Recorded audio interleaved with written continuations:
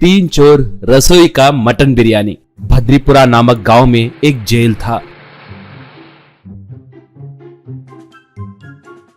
उसमें बंटी, मिंटू, चिंटू नाम के तीन चोर नए नए जेल को गए। कोर्ट में उन्हें 6 महीनों की सजा सुनाए।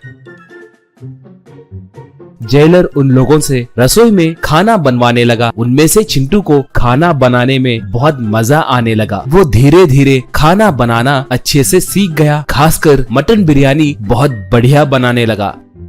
उसका बनाया बिरयानी खाकर वहाँ के कैदी उसकी खूब तारीफ करने लगे। ये देखकर जेलर मिश्रा को बहुत जलन होने लगती। उसका कारण था कि वो भी खाना बनाना अच्छे से जानता था। एक बार मिश्रा चिंटू वालों के पास जाकर, सॉरी दोस्तों, इतने दिन मैंने तुम लोगों के बारे में बहुत गलत सोचा। आप लोग चोर हो कहकर बहुत डांटा, मगर परसों तुम्हें गिरफ्तार करने वाला एसआई मुझसे मिला था। बोल रहा था कि वो फिर से तुम लोगों को किसी दूसरे केस में फंसाने वाला है। अगर वो हुआ तो आप लोग बेचारे 14 साल जेल में रहेंगे, कहा। चिंटू तब, ये कैसा अन्याय है सर, रक्षा करने वाले पुलिस वाले ही हमें फंसाए तो हम कैसे जिएंगे सर, कहा। मिश्रा तब, भाई लोग, मुझे आप लोगों के बारे में अच्छे से पता है। आप लोग कल ही इस जेल से भागिए। मैंने एक अच्छा घर देख के रखा है। उस घर में के सारे गहने और पैसे चुराकर आप लोग बीच के पास आए तो मैं आप लोगों को बोट पे चढ़ाकर दूसरा गांव भेजा दूंगा, कहा। तो चिंटू वाले मान गए। अगले दिन मिश्रा उन्हें एक एड्रेस देकर जेल से भागने में उनकी मदद किया।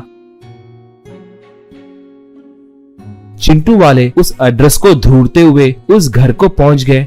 वहां पर मौजूद एक बड़े बंगले को देखकर चिंटू, यार हमने कुछ और ही सोचा था, मगर जेलर मिश्रा मामूली इंसान नहीं है, बहुत अच्छे आदमी है। चलो यार, सब लूट कर यहाँ से भागेंगे, कहकर अंदर गए। उसके बाद जेलर मिश्रा और उसका असिस्टेंट भी उनका पीछा करते हुए वहां पर पहुंच गए। वो छुपकर खिड़की में से झांककर चिंटू वाले अंदर क्या कर रहे हैं कहकर देखने लगे।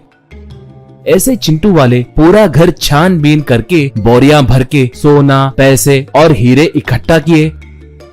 इतने में चिंटू पानी पीने के लिए फ्रिज को खोला। तभी उसे मटन बिरयानी बनाने के सारे सामग्री दिखे।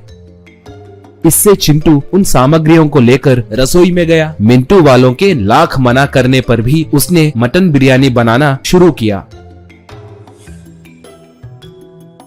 ये देखकर जेलर का असिस्टेंट जेलर से, क्या सर, उनके पास उतने गहनों की बोरियां हैं, अब आप उन्हें क्या करने वाले हैं, पूछा। जेलर तब, अरे पागल, ये किसका घर है सोच रहे हो? ये हमारे आईजी जी का घर है। परसों उसने मुझे बहुत डांटा था ना, इसलिए थोड़ी ही देर में एसीबी वाले भी यहाँ पर आएंगे। वो लोग आकर आईजी के साथ साथ इन चोरों को भी अरेस्ट करेंगे। मेरा बदला पूरा होगा, कहा। इतने में आईजी और उसके दोस्त कार में घर को आए।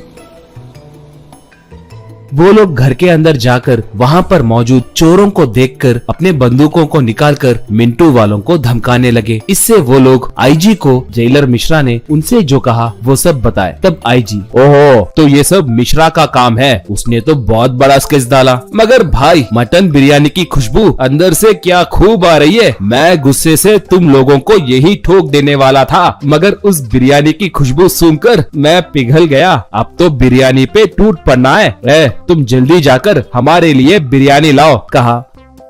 अब वो तीनों आईजी और उसके दोस्तों को बिरयानी खिलाने लगे।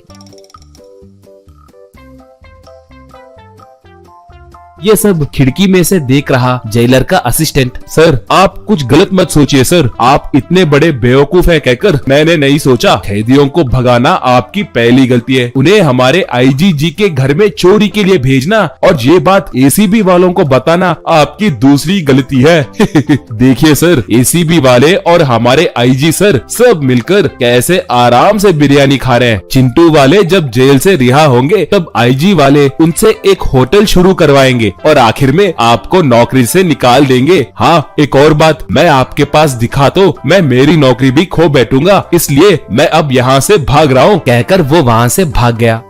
बाद में आईजी चिंटू वालों को कार में बिठाकर जेल ले गया और मिश्रा को सस्पेंड किया।